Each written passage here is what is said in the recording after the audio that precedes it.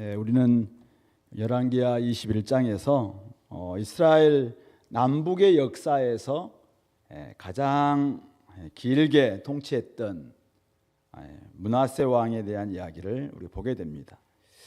12살 때 왕위에 올라서 55년 동안 치리하였습니다. 유다 왕 중에서 가장 오래 통치한 왕이었지만은 이스라엘 왕들 중에서 가장 악한 왕, 바로 이 므낫세입니다. 그의 아버지가 히스기야, 아버지는 가장 선한 왕이었고 그의 아들은 가장 악한 왕. 이렇게 하기도 쉽지 않을 것 같은데, 이런 모습을 우리가 한번 오늘 말씀을 통해서 한번 살펴볼 겁니다. 므낫세의 죄악이 무엇이었는지 한번 살펴볼 거고요. 1절부터 9절까지가 므낫세의 죄악에 대한 이야기를 좀 하고 있고요. 그다음에 10절부터 18절까지는 이 죄에 대해서 하나님께서 심판하시겠다, 이런 메시지를 말씀하고 있고요. 19절부터 26절은 므낫세의 아들, 바로 아몬이죠. 아몬. 사실 므낫세의 죄나 그의 아들 아몬의 죄가 거의 비슷합니다. 그래서 그 므낫세 죄가 어떻게 영향을 또 아몬에게 미쳤는가, 이런 걸 살펴보면서 죄의 영향력이랄까요, 이런 부분들을 우리가 한번 생각해 보도록 그렇게 하겠습니다. 우리 1절부터 9절 말씀 보시면은 므낫세 죄악인데요, 그가 본받은 대상 중심으로 한번 먼저는 적고 있죠. 그가 2절 보니까 므낫세가 여호와 보시기에 악을 행하여 여호와께서 이스라엘 자손 앞에서 쫓아내신 이방 사람의 가증한 일을 따랐다, 이렇게 이야기하고 있습니다. 그러니까 하나님을 따르지 않고 여호와께서 이스라엘 자손 앞에서 쫓아내신 가나안 족속이죠. 원래 그 땅을 차지했던 아주 악했던 가나안 7족속의 그 이방 사람의 가증한 일을 따라서, 그것이 이제 그들의 본이었다는 것입니다. 또 뿐만 아니라 3절 보니까 그의 아버지 히스기야가 헐어버린 산당들 다시 세우고, 또 이스라엘의 왕 아합의 행위를 따라, 북이스라엘에서도 물론 이제 여로보암이 북이스라엘의 처음 세운 왕이긴 하지만은 이스라엘의 그 왕조 중에서도 아합 왕이, 아합과 이세벨이 북이스라엘에서 가장 사실은 좀 문제가 많았던 왕조거든요. 근데 바로 이 이스라엘의 왕 아합의 행위를 따라서 그가 죄를 범했다는 것입니다. 그래서 구체적으로 했던 일이 뭐냐면은 바알을 위하여 제단을 쌓고, 그의 아버지 히스기야가 다 헐어버린 산당도 다시 세울 뿐만 아니라 바알들을 위해서 제단을 쌓고, 또 아세라 목상을 만들고, 또 하늘의 일월성신, 해, 달, 별 이런 거 다 신으로 이제 자연 만물 피조물임에도 불구하고 이런 것들을 당시에 이제 그 지역에 메소포타미아 지역이라든지 가나안 지역에 그의 습관에 따라서, 관습에 따라서 일월성신을 경배하고 섬겼다. 결국은 하나님을 따르지 않고 세상 풍조를 따르고, 또 이방 사람들의 행위를 따르고, 또 자기의 조상 다윗은 얼마나 또 훌륭합니까? 또 자기 아버지 히스기야는 얼마나 훌륭합니까? 그런데 아버지의 사실 훌륭한 업적 다 갈아엎어서 헐어버리고, 도리어 아합왕, 북이스라엘에서 그것도 악한 왕이었던 아합왕의 행위를 따라서 죄를 범했다, 이렇게 이야기를 하고 있습니다. 뿐만 아니라 하나님이 중요시 여기면서 이스라엘에게 주셨던 아주 중요한 선물, 하나님이 이스라엘에게 주셨던 아주 중요한 선물들이 몇 가지 있었죠. 바울도 이제 이스라엘에게 그들에게 이런 것들은 자랑거리라고 이야기했던 성전, 그리고 율법, 이런 하나님이 선택하신 언약, 이런 것들은 굉장히 사실은 그들에게는 선물과 같은 거잖아요. 근데 그런 부분들을 굉장히 무시하고 있는 모습이 므낫세에게 나타나고 있습니다. 오늘 4절 보시면은 성전에 대해서 지금 얼마나 그가 모독했는지 이렇게 기록하고 있습니다. 4절 보니까 여호와 전에 이르시기를 내가 내 이름을 예루살렘에 두리라 하신 여호와의 성전에 제단들을 쌓고, 번제단이 있습니다, 성전 안에는. 근데 그것 대신 다른 제단을 쌓았다는 것이죠. 그리고 여호와의 성전 두 마당에 하늘의 일월성신을 위해서 또 제단을 쌓고, 거기서 또 자기 아들들을 불 가운데로 지나가기도 하고, 이렇게 했다는 것입니다. 뿐만 아니라 7절 보시면은 자기가 만든 아로색인 아세라 목상을 성전의 기둥, 원래는 거기 두 기둥이 딱 있었는데도 불구하고 거기에 이 아세라 목상을 성전에 딱 두면서 오직 이 땅에 이제 바알과 아세라, 그러니까 결국 다산과 뭐 이런 것을 축복하기 위해서 번영을 바라기 위해서 성전에다가 이런 아세라 목상을 딱 두는 이런 범죄를 저지른 것이죠. 그래서 옛적에 여호와께서 이 성전에 대하여 다윗과 그의 아들 솔로몬에게 이르시기를 내가 이스라엘의 모든 지파 중에서 택한 이 성전과 예루살렘에 내 이름을 영원히 두리라고 했던 이 성전을 아주 모독하는데, 여러분 의도적입니다. 의도적. 그러니까 지금 므낫세는 단지 실수로 죄를 범하는 게 아니라 그냥 성전에다가 지금 바알 제단을 쌓기도 하고 일월성신의 제단을 쌓기도 하고 그리고 아세라 목상을 가운데 두기도 하고 뭐 이런 지금 죄를 범하고 있는 것입니다. 뿐만 아니라 하나님께서 율법을 굉장히 그들에게 선물로 주셨잖아요. 그런데 오늘 8절 말씀 보시면은 하나님이 만일 이스라엘이 나의 모든 명령과 나의 종 모세가 명령한 모든 율법을 지켜 행하면 내가 그들의 발로 다시는 그의 조상들에게 준 땅에서 떠나 유리하지 아니하게 하리라. 신명기 언약이죠. 신명기 언약. 그렇게 언약을 주셨음에도 불구하고 결국은 그들은 이런 하나님 율법보다는 6절 말씀 보시면은 6절 말씀에 점도 치고 사수를 행하고 신접한 자와 박수를 신임하여서 여호와께서 보시기에 악을 많이 행하여 그 진노를 일으켰다. 하나님 말씀에 순종하기보다는 말씀을 안 들어요. 말씀을 듣지도 않고 말씀을 아예 지키지도 않고 도리어 점을 치고, 원래 이런 거 다 신명기에서 이렇게 하면은 저주를 받는다, 쫓아낸다 이렇게 했음에도 불구하고 점을 치고 사수를 행하고 온갖 악한 마술사들을 불러다가 이제 사수를 행하기도 하고 신접한 자, 박수무당 이런 사람들을 신이면서 내일을 보게 하고 야 우리 미래가 어떻게 되느냐 이런 것만 맞추기도 하고 이렇게 이제 했다는 것이죠. 그러니까 하나님 말씀을 신임해서 말씀에 따라서 살지 않고 그냥 자기의 욕망에 따라서 살아가는 거죠. 그래서 그것을 보여줄 수만 있다면은 어떤 것도 괜찮다. 그래서 사술, 점, 신접한 자, 또 박수 이렇게 다 불러서 결국은 그걸 따름으로 말미암아 여호와 보시기에 악을 많이 행했다. 그런데 그 영향은 오늘 보니까 9절 백성에게까지 영향을 미치는데 이 백성도 하나님 말씀을 듣지 않는 거예요. 왜냐하면 므낫세의 꾀임을 받고 므낫세 왕이 지도자가 딱 이렇게 하니까 의도적으로 하나님 말씀 안 듣고 성전도 무시하고 언약도 아예 무시하고 그러니까 결국 백성들도 듣지 아니하고 그래서 므낫세의 꾀임을 받고 악을 행한 것이 여호와께서 이스라엘 자손 앞에서 멸하신 여러 민족보다 더 심하였더라. 아까 우리 위에서도 2절에서도 이야기했어요. 여호와께서 이스라엘 자손 앞에서 쫓아내신 이방 사람의 가증한 일을 따라서 행하다 보니까 결국 오늘 9절에 나와 있는 것처럼 이 백성들 또한 이스라엘 자손 앞에서 멸하신 여러 민족보다도 그 상태가 더 심각한, 그러니까 이런 모습이면 어떻게 하겠습니까? 하나님이 가만두겠습니까? 이런 상태가 되었다라는 것이죠. 므낫세의 죄는 무엇인가? 라고 할 때 결국 하나님을 거부하고 세상을 본받아 따르는 것, 이것이 바로 심각한 하나님이 지금 싫어하고 있는 죄의 모습이라는 것을 알 수 있겠죠. 그러니까 하나님을 따르지 않고 세상을 따라요. 하나님의 방식을 따르지 않고 세상 풍조, 세상 풍속, 이방 방식 이걸 따르는 삶. 부적인 모습으로는 하나님을 경배하는 대신에 온갖 우상을 숭배하겠죠.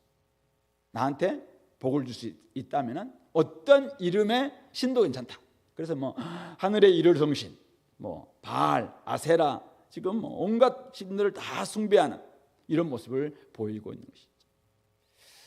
결국 하나님을 따르기보다 자기 욕망, 자기 욕심, 자기 속에 있는 하고 싶은 것, 이것을 따르는 것이 바로 죄다. 신약에서 우리 에베소서 이야기하고 있는 그 이야기 모습을 오늘 이 므낫세는 그냥 다 행했다 이것입니다.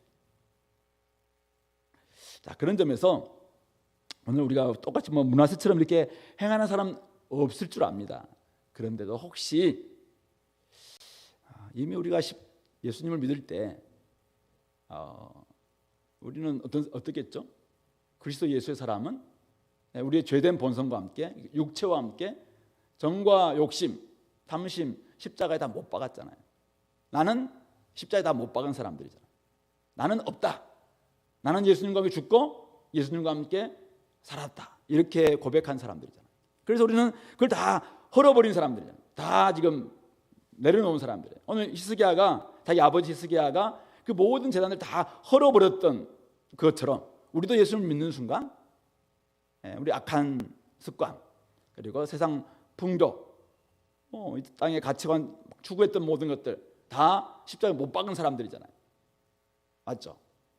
그런데 다시 우리 욕심 때문에 이게 본성 자체가 완전히 십자가에 없어져야 되는데 철저히 없어져야 되는데 이게 다시 살아나는 것입니다. 십자가에서 못을 빼요. 그래서 다시 자기를 막 살리는 거잖아요. 오늘 지금 므낫세가 지금 그렇게 하고 있는 것입니다. 헐어버린 것을 다시 세우고 바알, 아세라, 일월성신 온갖 지금 점, 사술, 신접한 자, 박수, 신임하고 온갖 악을 다 행하는 이런 모습들. 그러니까 우리들 속에도 예수님 믿는다고 하지만은 옛날에 처음 믿을 때 은혜 받았을 때 내가 다 버렸던 거 있잖아요. 이것은 이제 버려야 되겠다. 고백했던 것. 그래서 나는 이제 더 이상 저는 없습니다. 저는 죽었습니다.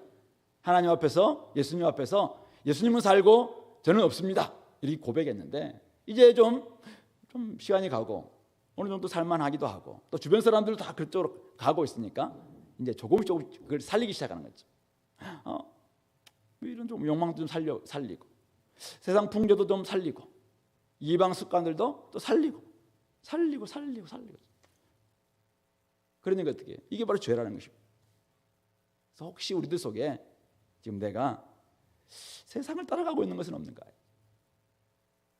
요한 사도는 요한 1서에서 바로 육신의 정욕, 안목의 정욕, 이생의 자랑이 바로 하나님께 주신 것이 아니라 이 세상의 것이다 그렇게 이야기를 하고 있습니다. 그런 점에서 그런 육신의 정욕과 안목의 정욕과 이생의 자랑에 빠져 살아가고 있다면은 나도 지금 죄 가운데서 혹시 지금까지는 우리 히스기야와 같은 이런 모습으로 하나님 앞에 철저히 버렸던 시절이 있었지만은 지금 다시 여러 가지 이유 때문에 그것들 좀 살리고 있는 것은 아닌가 이런 것들 한번 돌아봤으면 좋겠고요. 그것의 구체적인 모습이 지금 누구를 본받아 따르고 있느냐 바로 이런 분인 것 같습니다. 하나님을 섬기느냐 우상을 섬기느냐 사실 눈에 잘 안 보이잖아요. 요즘은 그러니까 하나님도 안 보이고 사실은 우상도 요즘 우리가 불상을 섬기고 그러진 않잖아요. 근데 우상도 눈에 잘 안 보여요. 그런데 하나님을 섬기느냐 우상을 섬기느냐 이것을 좀 점검해 볼 수 있는 바로미터가 있다면은 내가 요즘 누구를 본받아서 누구를 좀 따라가고 있는가 이런 것들 좀 보면은 우리가 내가 지금 하나님을 섬기고 있는 것인지 아니면 내 마음속에 있는 탐심이나 우상을 섬기고 있는지 이런 것들을 볼 수 있지 않을까 생각해 봅니다. 그런 점에서 여러분들 마음 성전 우리는 이제 예수님을 성령님을 우리 마음의 중심에 딱 모셨잖아요. 그래서 예수님이 우리 삶의 주인이신데 마음에 주님께서 계셔야 되는데 혹시 마음 성전에 다른 지금 바알이라든지 아세라라든지 이 땅의 번영의 신이라든지 아니면 만몬의 신이라든지 이런 지금 기둥들이 지금 세워지고 있지 않는지 다른 건 다 빼야 되는데 지금 그것들을 딱 세워놓고 이것은 좀 아예 빼지 못하고 있는 우리 마음에 예수님이 딱 중심이 되셔서 우리 현실적인 문제 다양한 문제들을 다 좀 파악하게 하고 기준이 돼야 되는데 자꾸만 혹시 이 세상 사람들이 구하고 있는 다른 지금 주상들 우상들을 세워놓고 있지 않는지 눈에는 우리가 다 교회 다니는 이런 모습이겠죠. 그러나 마음 성전에 우리 마음이 성전이니까 내 마음 성전에 내 마음의 보좌가 있는데 그 보좌에 그 보좌 앞에는 지금 어떤 기둥이 세워져 있는가 있죠. 그런 것들 한번 본다면은 진짜 예수님이 나의 삶의 진짜 주인이신지, 아니면은 예수님도 섬기고 잡고 다른 것도 섬기고 있는 것은 없는가, 이런 것들을 한번 살펴보지 않겠나 생각해 봅니다. 오늘 이 문화세는 하나님 말씀 듣기보다는 사람들의 유혹과 꿰매 빠져서 사술, 점 이런 걸 자꾸 하면서 미래에 대해 알고 싶고 막 이렇게 하거든요. 요행을 바라는 것이죠. 하나님 말씀으로 잘 살다 보면은 이게 힘들거든요. 힘들어. 하나님 말씀의 원리에 따라서 살면은 선을 행하다 지칠 수도 있어요. 인내가 많이 필요하죠. 우리가 심은 대로 거둘 수밖에 없고, 또 어떨 때는 많은 고난도 찾아오기도 하고, 사람들이 별로 좋아하지도 않기도 하고, 또 굉장히 어려운 지난한 삶의 여정이 있어야지 우리가 좀 자라가기도 하고, 이게 사실은 우리가 예수 믿을 때 굉장히 큰 어려움 중에 하나잖아요. 단지 예수 딱 믿고 난 다음에 의롭다 칭해졌으면 금방 우리가 딱 천국에 데려가셨으면은 우리가 그런 이제 고민 안 할 텐데, 우리가 의롭다 칭해고 난 다음에는 이 땅에서 쫙 지금 이 성화의 과정을 지난한 오래 하고 인내해야 될 이 과정을 겪거든요. 그러다 보니까 여기에서는 참 인내가 많이 필요하고, 오래 참음도 필요하고, 절제도 필요하고, 충성도 필요하고, 양선도 필요하고, 온유도 필요하고 막 이렇게 하죠. 근데 이 지난하는 과정, 이 견디는 과정, 이 인내의 과정, 이 오래 참음의 과정, 절제의 과정이 사실은 쉽지 않으니까 자꾸 우리도 어떤 마음이 드냐면은 요행이 혹시 없나, 쉽게 노력하지 않는데도 확 이약천금이 좀 들어오는 거 없나. 내가 이렇게 막 인내하면서 꼭 이렇게 하지 않더라도 하나님이 막 특별한 은혜를 나한테 바로 주셔서 갑자기 막 부자가 되고 이랬으면 좋겠다, 이런 그 마음이죠. 마음. 이런 것들이 사실은 어쩌면은 이 사술이고 요행을 바라는 좀 사람들의 이 말에 솔깃하면서 마음을 빼앗기는 모습이 아닐까 이거죠. 우리 주님께서 말씀하셨죠. 어떤 사람이 이제 귀신 들려 있을 때 귀신을 쫓아내는데, 그래서 집안을 다 청소했어요. 그런데 그 집에 주님을 딱 모셔놓지 않으면 어떻게 됩니까? 더 악한 귀신 7을 데려와서 이제는 더 강하게 역사한다, 이렇게 이야기했습니다. 예수를 믿을 때 우리 속에 있는 온갖 세상적인 욕심들 다 버렸습니다. 그런데 중심에 예수님을 다 모셔야 되는데, 그래서 그분만을 따라가면서 나아가야 되는데 나아가지 않으니까 우리 속에 있어요.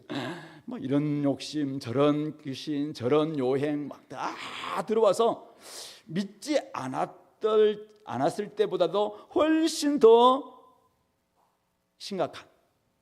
그래서 어쩌면 믿지 않았으면은 공동체 안에도 사실은 들어오지 않았을 텐데, 공동체에 들어왔는데 여기에서 온갖 세상적인 욕심과 이런 것들을 다 발산하는 거예요. 그러니까 공동체는 훨씬 더 나쁜 영향을 끼칠 수 있는 거죠. 쉽게 생각하여서 쉽게 돈 벌려고 하고, 쉽게 뭔가를 하려고 하고, 쉽게 말 뒤집기도 하고 이런 모습들로 이제 예수님이 딱 주인 되셔야 되는데 그렇지 않으니까 온갖 이제 자기 하고 싶은 대로 하는 거죠. 하고 싶은 대로 하는 신앙생활. 이거에 사실은 믿지 않았을 때는 밖에 있었으니까 교회에는 영향이 없었어요. 근데 이거는 지금 믿는다고 하면서도 교회에 와서도 그렇게 하니까 저렇게 해도 되겠네, 저렇게 해도 되겠네. 저게 바로 신앙생활이네. 저 사람은 저렇게 편하게 신앙하는데 나는 뭘 꼭 이렇게 해야 되나? 이렇게 하면서 어떻게 해요? 다 같이 이제 나빠지는 거예요. 나빠져. 그러니까 하향평준화 되는 거죠. 이런 모습들이 제가 보니까 훨씬 더 나쁠 수 있겠다. 그런 점에서 하나님을 모시고 살아간다면은 날마다 좀 하나님 말씀을 좀 제대로 듣고 순종하는 삶, 이 삶의 실제가 우리 가운데 진짜 있어야 되는 것입니다. 물론 다 누구나 자기 원하는 대로 살고 싶은 욕망이 있죠. 우리 어떻습니까? 좀 자유롭게 살고 싶은 충동 이런 게 생기잖아요. 그래서 얼마든지 우리는 그렇게 좀 우리 마음도 그죠? 펄펄 날아다니고 싶은 이런 마음도 있죠. 그러나 우리가 성령님께서 우리 마음속에서 주시는 음성이 무엇입니까? 우리는 더 이상 그렇게 사는 존재가 아니다라고 이야기해요. 하나님 말씀은 우리에게 뭘 들려주고 있습니까? 그 욕망을 부채질하고 있는 헛된 가르침, 너의 길을 가려운 부분을 긁어주면서 굉장히 쉽게 살라라고 이야기하고 있는 헛된 가르침, 이런 것들을 좀 멀리 하라. 이것은 진짜 유혹거리입니다. 꾀입니다. 꾀. 우리는 오직 어렸을 때부터 배우고 우리가 늘 가르침 받았던 그 가르침 앞에 우리가 살아가는 것이죠. 인내하고 충성하고 경건에 살고자 하는 자는 핍박을 받을 수밖에 없는 이런 하나님의 귀한 말씀이 결국 우리의 모토가 될 때, 그래서 우리 삶에 진짜 실제가 될 때, 이게 진짜 그럴 때 온전하게 건강한 하나님이 기대하시는 이런 모습이 될 수 있다는 것입니다. 혹시 지금까지 좀 잘 살아왔는데 요즘 갑자기 좀 내가 내 마음속에 바람이 드는 것 같다, 헛바람이 드는 거다. 헛바람. 원래 그 늦바람이 무섭다 이런 말 있잖아요. 늦바람. 예. 지금까지 내가 잘 살아왔어요. 근데 보니까 남들 다 저렇게 사네. 그래서 이제 마지막 늦바람이 들었어요. 늦바람. 그러면 이거는 이제 감당이 못하는 거예요. 감당할 수 없는 거죠. 이미 힘도 가지고 있고 돈도 있고 또 나름대로 제가 해왔던 여러 가지 삶의 경력도 있어요. 그러니까 누가 저렇게 살도 되잖아, 저 사람 저렇게 살잖아, 이렇게 하면서 막 자기 마음대로 사는 거죠. 이런 사람들은 공동체에 누룩과 같은 영향이 될 수밖에 없습니다. 그런 점에서 우리가 조심해야 된다. 그래서 하나님의 주권을 온전히 인정한다면 오늘 우리는 성령의 음성, 하나님의 음성 귀 기울일 줄 아는 이런 모습 됐으면 좋겠고요. 하나님이 우리에게 주신 선물 있죠. 진짜 이 공동체, 하나님이 우리에게 주신 신분, 하나님이 우리에게 주신 정말 은사, 이런 것들은 너무나 귀중한 선물들입니다. 그런데 이 선물을 오늘 이 므낫세가 그 은혜와 선물을 그냥 모독하다시피 무시할 때 하나님은 너무 마음이 아플 거라고 생각합니다. 예, 공동체 섬기라고 많은 은사 주셨어요. 진짜 그 은사를 통해서 다른 사람들, 연약한 사람들 좀 잘 도우라고 하나님께서 은사도 주시고 선물도 주시고 은혜도 주셨는데 그것 가지고 온갖 자기 욕망만 채우고 살아간다면은 그건 하나님을 섬기는 것이 아니라 욕망을 섬기는 것입니다. 욕망을 섬기는 그런 부분이 있다면은 철저히 버릴 수 있어요. 그런 부분들은 하나님의 나라에, 하나님의 공동체에 사실은 별로 좋지 않습니다. 전혀 은혜가 되지 않는 부분이죠. 그런 점에서 우리 자신들을 돌아봐야 되겠다라는 사실. 오늘 이 므낫세는 아까도 이야기했다시피 가장 선한 왕 중에 한 명이었던 히스기야의 아들입니다. 하지만 그는 가장 악한 왕이 되었습니다. 아버지의 신앙이 좋다고 해서 아들의 신앙이 자동적으로 좋아온 것은 아니다라는 것이죠. 우리 원로 목사님이 늘 하셨던 말씀, 경건은 저축되지 않는다고 이야기했습니다. 어제까지 경건했다고 오늘 경건하다는 보장 없습니다. 그런 점에서 오늘의 경건, 오늘 우리가 식사를, 오늘 배고픔을 위해서 오늘 밥을 먹어야 되는 것처럼 오늘을 위해서, 그때를 위해서 늘 자신의 신앙을 챙기는 거죠. 그래서 자신의 욕심, 탐심, 이거 매일 십자가에 못 박지 않으면은 우리는 얼마든지 늦바람 들어서 진짜 마음껏 훨훨 날아다니며 살 수 있는 그런 가능성을 다 가지고 있는 사람들입니다. 그런 점에서 특별히 위에 있는 사람들이잖아요. 오늘 이 왕이잖아요. 왕. 이 므낫세가 왕이 아니었다면은 뭐 괜찮았어요. 근데 그가 왕이었어요. 왕. 그것도 55년 동안이나 통치한 왕. 가장 오랫동안 통치했던 왕. 그러니까 남유다는 변질될 대로 변질될 수밖에 없었고, 그래서 하나님은 나중에 유다를 더 이상 돌이킬 수 없는, 그냥 심판하실 수밖에 없는 결정적인 계기가 이 므낫세가 55년 동안 저질러 놓은 그 범죄, 이 죄악 때문이었다는 사실을 우리 기억해야 됩니다. 그런 점에서 오늘 우리 자신들도 잘 살아야지, 우리 자신들이 제대로 좀 살아내야지 우리 다음 세대, 우리 자녀들의 신앙들도 도와줄 수 있겠다라는 것입니다. 그래서 우리 앞으로 우리가 어떤 이제 가치 기준으로 우리 자녀들을 키워야 될 것인가 참 고민 많더라고요. 우리 목회비 수련회 가서 이야기해 보니까 다 우리 아빠들의 고민이기도 하고 그렇습니다.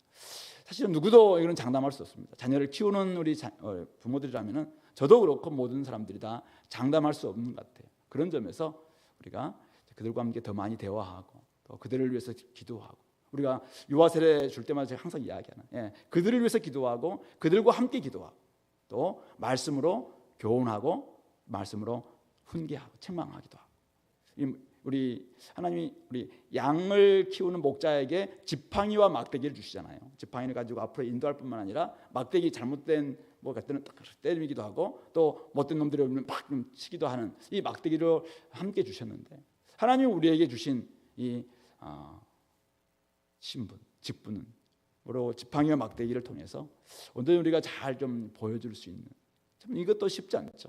그냥 때로는 그냥 하나하나 다 관리하려니까 맨날 싸우는 것 같고, 그렇다고 또 방목하려니까 애들이 또 어디로 갈지 모르겠고, 그런 점에서 참 이게 쉽지 않는 어떤 여정이긴 해요. 그러나 우리가 열심을 다함으로 말미암아 참 우리 열심히 했던 우리 부모들, 자녀들의 또 신앙들을 위해서 더 많이 좀 노력해서 우리 므낫세와 같은 이런 모습, 또 므낫세의 아들 아몬과 같은 이런 모습들은 나오지 않도록 우리가 끝까지 돌보는, 어쨌든 악한 영향력을, 죄의 영향력을 차단하지 않으면은 참 굉장히 어려운 것 같아요. 그런 점에서 죄의 영향력을 차단할 수 있는 가장 좋은 길은 좋은 영향력을 흘려보는, 강화하는 것입니다. 흙탕물이 있으면은 이 흙탕물을 계속 퍼내는 것도 중요하지만 거기에 정말 정수, 좋은 물을 계속 흘려들 때 흙탕물이 없어지는 것처럼, 우리가 그런 것처럼 오늘 우리가 하나님의 말씀을 통해서 하나님의 어떤 좋은 물, 영향력을 계속 강화하는 거죠. 그렇게 하기 위해서는 정말 우리가 잘 살아내고 또 그들에게 보여주고 또 이야기하고 또는 또 기회를 주기도 하고 또 기다려주고 이런 노력을 통해서 또 다음을 또 기약하는 우리 공동체가 될 수 있기를 바랍니다. 두 번째는 오늘 10절부터 18절을 보시면은 이 므낫세에 대한 이제 심판 메시지가 나오는데요. 하나님께서 이들을 심판하실 수밖에 없는 이유는 아까 9절에 봤던 것처럼 여러 민족보다, 멸하셨던 여러 민족보다 더 심한 죄를 보면서 이제 하나님이 사자들을 보내서 선지자들을 통해서 말씀하시는데 11절 이렇게 합니다. 유다 왕 므낫세가 이 가증한 일과 악을 행함이 그 전에 있던 아모리 사람들의 행위보다 더욱 심하였다.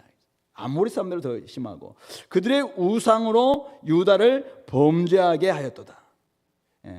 하나님이 일곱 족속을 다 쫓아낼 때 그 행위보다 더 심하고 또 그들의 우상으로 말미암아 유다를 아예 범죄하게 만들었던, 그러므로 말미암아 하나님은 심판하시는데 심판의 기준이 나왔어요.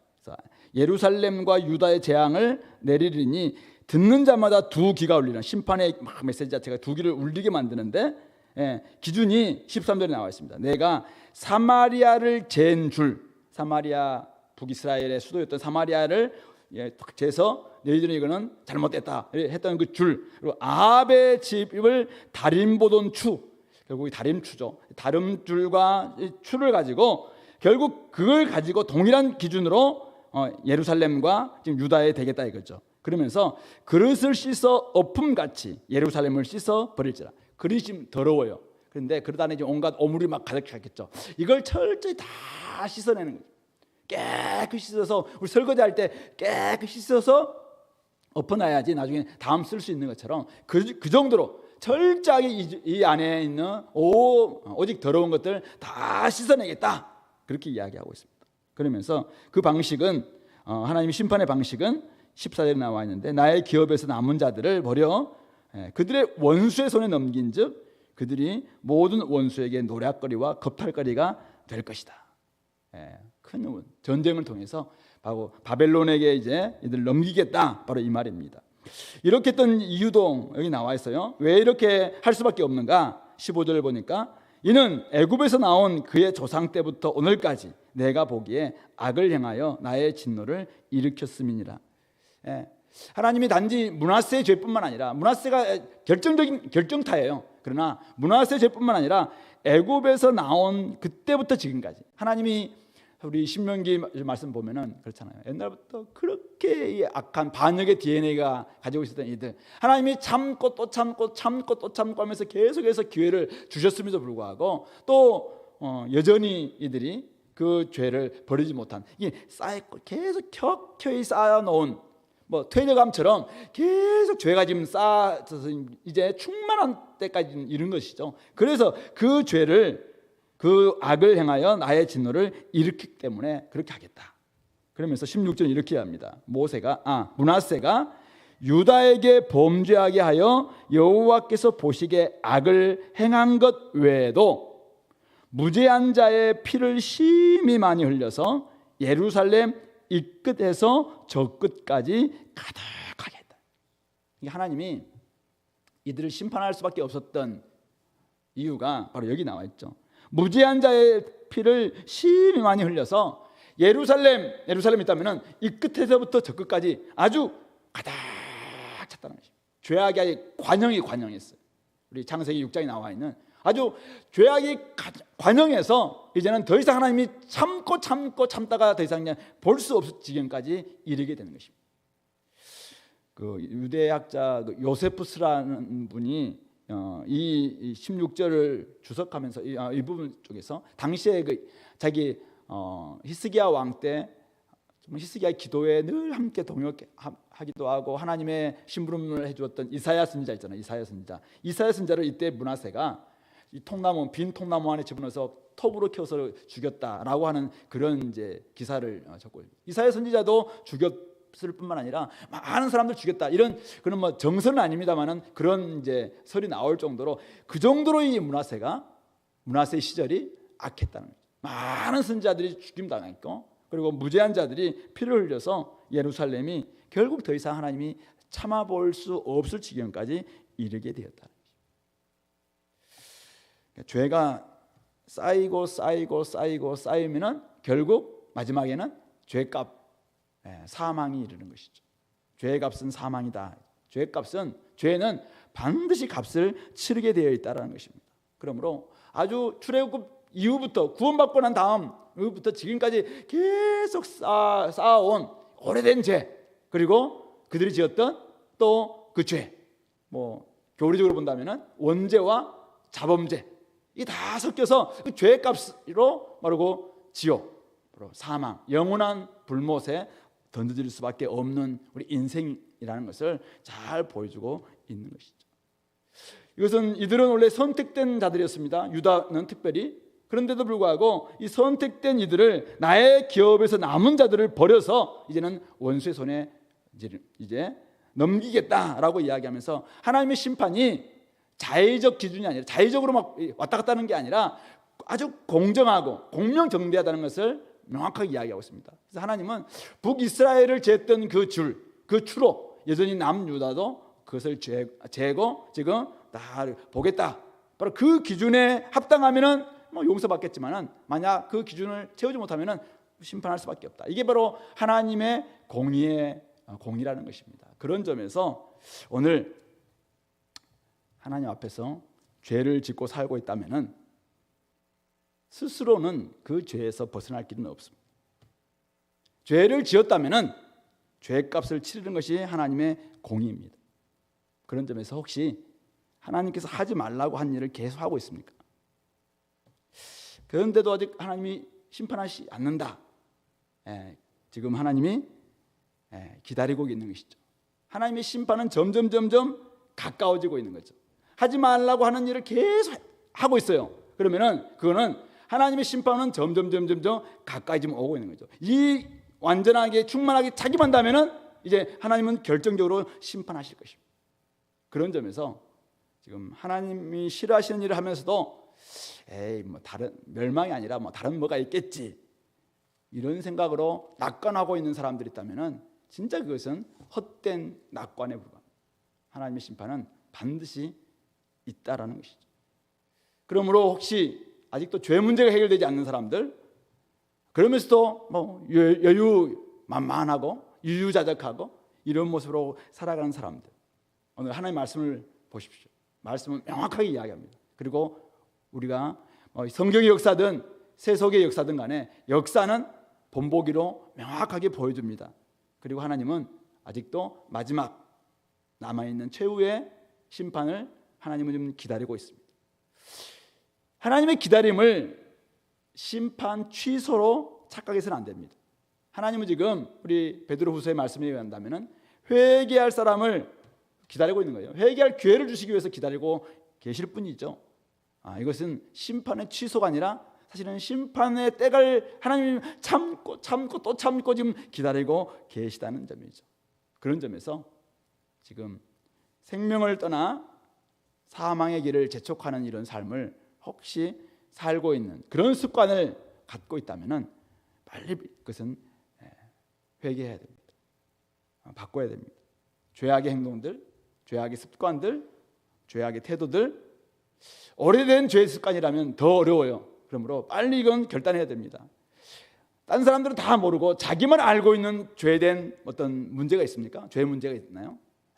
그거는 여러분만 알고 계시는 것이 아니라, 한 사람만 알고 있는 게 아니라 그분도 알고 있습니다. 그러므로 이 문제도 해결해야 됩니다. 많은 사람들은, 모든 사람들이 다 편만하게 가지고 있기 때문에, 이거는 다 보편적인 죄이기 때문에 죄가 아니지 않느냐라고 생각하는 사람이 있습니다. 죄의 상대성을 주장하면서 이거는 다 나쁜 짓 하는데요, 이렇게 이야기하면서 이거는 보편적인 죄이기 때문에, 악의 평범성 때문에 이거는 악이 아니다라고 착각하는 사람들이 있어요. 근데 하나님의 기준은 절대적입니다. 하나님의 기준은 명확합니다. 그렇기 때문에 그것도 사실 우리는 회개해야 됩니다. 하나님 앞에서 물론 다 더러운 그릇, 설거지통에 있는 그릇들은 누가 더 더러우냐 이렇게 이야기하겠죠. 근데 이 설거지통에 있는 그릇들은 나중에 조금 더 더럽고 덜 더럽고 이런 게 있겠죠. 근데 이거는 전부 다 아까 다 설거지에서 엎을 대상에 불과한 것이죠. 오직 깨끗한 그릇이 될 때만이 하나님께 사용될 수 있는 것이죠. 그러므로 깨끗한 그릇 아니면서 이렇게 해서 대충 살면 되지 이런 생각 자체를 우리가 버려야 되는 것이죠. 그런 점에서 우리가 주님 앞에서 깨끗한 그릇이 될 수 있도록, 하나님은 죄의 크기, 죄의 양, 사실 그게 중요한 게 아니에요. 죄가 없는 죄 자체를 미워하시는 것이죠. 비행기 탈 때 우리 총이 크냐 작냐 이 문제가 아니라 총 자체가 이미 비행기 올라가지 못하는 것처럼, 죄가 작은 제 죄는 작은데요, 그 죄라면은 그것은 버려야 된다 이거죠. 양 그거 따지지도 않습니다. 그러므로 하나님 앞에서 그것은 철저히 버려야 된다. 그런 점에서 자신만 알고 있는, 다른 사람들 다 모를 거라고 생각했던 그 죄 버릴 수 있어야 됩니다. 그리고 공동체를 생각해 본다면은, 이 므낫세 한 사람이면 공동체를 무너뜨리는데 충분했습니다. 많은 사람들이 필요하지 않았습니다. 한 사람이 55년 동안 지속적으로 충만하게 아주 자기 마음껏 하나님을 떠나고 우상 숭배하고 성전 더럽히고 그냥 온갖 세상적인 것들 그대로 자행하니까 온 나라가 다 더러워졌습니다. 이 끝에서 저 끝까지 그냥 죄악으로 가득 찬 그런 사회가 되고 말았습니다. 한 사람이면 충분했습니다. 죄의 영향력은 코로나 바이러스보다 훨씬 더 강력합니다. 그래서 죄가 공동체에 딱 들어온 순간 그는 온 공동체를 다 부풀릴 정도의 능력이 있는 엄청난 파괴력과 영향력을 가지고 있는 악성 바이러스라는 사실을 기억해야 됩니다. 그런 점에서 이 죄는 특별히 거룩한 공동체에 들어올 때는 철저히 돌이켜야 됩니다. 버리지 않으면은 악한 성경에서 이야기하고 있는 진짜 하나님께서 싫어하시고 하는 이런 것들, 이 정도로 괜찮을 거야? 버려야 됩니다. 거룩한 공동체와 죄는 절대 맞지 않습니다. 함께 갈 수 없습니다.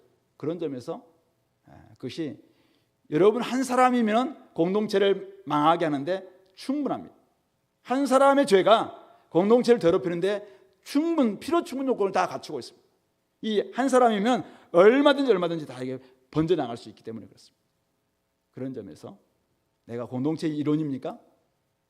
공동체의 거룩함을 위해서 철저히 우리 자신들을 지켜내는, 죄를 버리는 이런 모습들 필요한 것이죠. 성경에 보면은 우리 역대하 33장을 보시면은 이 므낫세가 나중에 회개했다 이렇게 나와 있습니다. 회개합니다. 우리 역대하 33장 11절부터 13절 잠깐 보실래요? 역대하 33장 11절부터 13절 보시면은 그가 회개를 하죠. 703페이지입니다. 여호와께서 아수르 왕의 군대 지휘관들과 치게 하심으로 므낫세를 사로잡고 쇠사슬로 결박하여 바벨론으로 끌고 갑니다. 그가 환난을 당하여 그의 하나님 여호와께 간구하고 그의 조상들의 하나님 앞에 크게 겸손하여 기도하였으므로 하나님이 그의 기도를 받으시고 그의 간구를 들으시사 그가 예루살렘에 돌아와서 다시 왕위에 앉게 하심에 므낫세가 그제서야 여호와께서 하나님이신 줄을 알았더라. 하나님께서 엄청난 치니까 그가 좀 겸손하게 하나님 앞에 회개했다 그렇게 이야기를 하고 있습니다. 자, 그런데 그가 개인적으로 회개함으로 말미암아 하나님이 그에게 다시 한번 기회를 주신 걸 맞아요. 근데 그의 영향력, 그 죄의 영향력은 얼마나 심각했던지 그의 아들 아몬에게 아주 악하게 영향을 미칩니다. 그리고 그의 손주였던 요시야 시대까지 이 므낫세가 저질렀던 모든 죄악들이 그대로 남아 있어서 그래서 요시야의 개혁이 필요할 수밖에 없었어요. 요시야의 계획 때 보시면은 그때 므낫세가 세웠던 제단, 므낫세가 뭐 했던 다 이런 표현이 나와 있습니다. 그러니까 유다를 심판하실 수밖에 없게 만들었던 결정적인 그 장본이 누구냐면은 이 므낫세. 그가 개인적으로 하나님 앞에서 자기의 너무 고통 가운데서 회개는 하긴 했어요. 그러나 본인은 하나님 앞에서 한번 뭐 회개함으로 말미암아 어떻게 다시 한번 기회를 받았긴 했죠. 그러나 그의 죄된 영향력은 공동체, 자기 자녀 그리고 그 다음 후세대까지 영향을 미쳐서 아주 이스라엘을 남유다를 망하도록 만들었던 결정적인 장본인 이 므낫세라는 사실. 그러므로 이 죄의 영향력은 결코 우리가 쉽게 생각해서도 안 되고 간과해서도 안 된다라는 사실입니다. 우리 바로 그 모습이 이제 아몬의 그의 아들 아몬의 모습이 나오고 있는데요. 자, 우리 20절 말씀 보시면은 아몬이 그의 아버지 므낫세 행함 같이 여호와 보시기에 악을 행하되 그의 아버지가 행한 모든 길로 행하여 그의 아버지가 섬기던 우상을 섬겨 그것들에게 경배하고 그의 조상들의 하나님을 버리고 그 길로 행하지도 아니하더니 그의 신복들이 그에게 반역하여 왕을 궁중에서 죽이고 그 다음에 그의 아들 요시야를 왕으로 삼았다 이야기를 적고 있습니다. 그가 결국은 이 므낫세는 나쁜 씨앗을 계속 뿌렸기 때문에 나쁜 열매를 거두는, 그래서 그의 아들 이 아몬이 아주 악한 2년밖에 통치를 못했어요. 2년만 통치했음에도 불구하고 평가는 므낫세 55년 동안 통치하면서 영향을 미쳤던 그 모습 그대로 똑같다. 같은 지금 선상이 있죠. 그 아버지의 므낫세 행한 같이 모든 행위를 모든 길로 행했고 아버지가 섬기던 우상들을 섬겨서 그대로 경배하는 2년 통치에도 똑같이 영향을 미쳤던 자식을 이렇게 망쳤던 이것이 바로 죄를 버리지 않았기 때문이다라는 것을 말하고 있는 것입니다. 이 아몬은 그 아버지는 마지막 때 회개하잖아요. 근데 역대하 33장 23절 아까 읽었던 다시 그 본문에 들어가 보면은 이 아몬에 대해서 이렇게 이야기합니다. 23절 보시면 이 아몬이 그의 아버지 므낫세가 스스로 겸손함 같이 여호와 앞에서 스스로 겸손하지 아니하고 더욱 범죄하더니 신하들에 의해서 죽임당했다. 이렇게 보는 거예요. 그러니까 아버지는 마지막 때 좀 회개도 했어요. 근데 이 아몬은 2년 아버지는 55년 하면서 뭐 오랫동안 했으니까 회개도 했다. 근데 자기는 2년밖에 있을까요? 초창기부터 2년 통치밖에 안 했는데 그때부터 아버지의 영향을 받아서 끝까지 그는 겸손하지 않고 회개하지도 않고 그래서 그 신하들이 그의 신복들이 그를 죽였다라고 성경은 그렇게 말하고 있는 것입니다.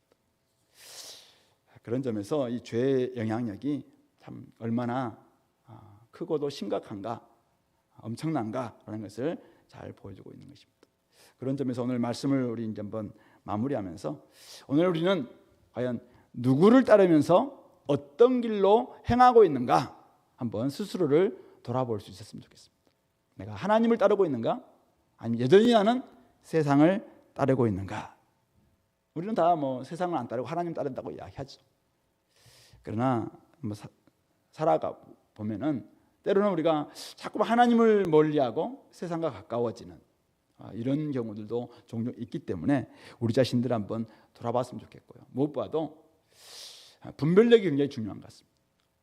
하나님이 우리에게 지혜를 주셨는데 어리석은 자가 되지 않도록 이 흘러가는 시간 속에서 크로노스 세상 속에서 시간 속에서 하나님의 카이로스를 하나님의 시간을 계속 우리가 취하기 위해서는 지혜로운 자가 되어서 세월을 아끼라라고 이야기했잖아요. 지혜로운 자가 되어야 됩니다. 지혜롭게 되어야 되는데 지혜는 결국 분별력에서 오는 것이죠. 어떤 삶으로 나아가야 되는 것인가. 제대로 분별할 수 있죠. 하나님의 뜻이 무엇인가. 하나님의 선하시고 기뻐하시고 온전하신 뜻이 잘 무엇인지 분별해야 될 것 같고요. 근데 분별해서 우리가 알았다면은 그것에 대해서 정확하게 이것이 맞구나라는 것을 딱 판단했다면 그대로 나아갈 수 있는 실행력, 굉장히 중요하다고 생각합니다. 그런 점에서 여러분들이 이것이냐 저것이냐, 우리 세상은 이분법적으로 그대로 되지는 않는 것 같아요. 그러나 그럼에도 불구하고 우리가 결정적인 부분에 있어서 선택을 해야 될 때는 우리가 반드시 옳은 것을 선택해야 되는 것입니다. 그러니까 이것이냐 저것이냐 할 때 어느 것 선택해도 괜찮은 것, 그것은 우리가 아무 거 해도 괜찮잖아요. 예를 들어서 짜장면이냐 짬뽕이냐, 어느 것 해도 그것이 우리의 인생하고는 상관이 없으니까, 부먹이냐 찍먹이냐, 탕수육을 부어서 먹을 것이냐 찍어서 먹을 것이냐, 그런 것도 별 상관이 없는 것이죠. 갈비탕을 먹냐 곰탕을 먹냐, 거기서 그게 다 비싼 탕이니까 괜찮죠. 그건 우리 인생하고 별 상관이 없어요.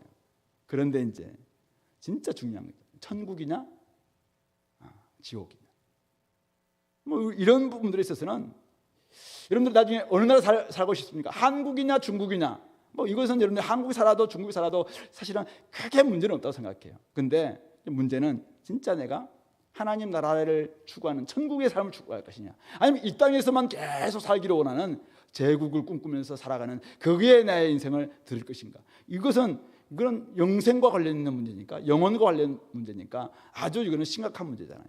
그런 점에서 어느 길을 선택하든지 별 상관이 없는 것, 이런 것은 많은 지혜, 많은 노력 필요하지 않습니다. 근데 그것들은 조금 가다가 잘못 선택하면 또 이렇게 옮길 수도 있어요.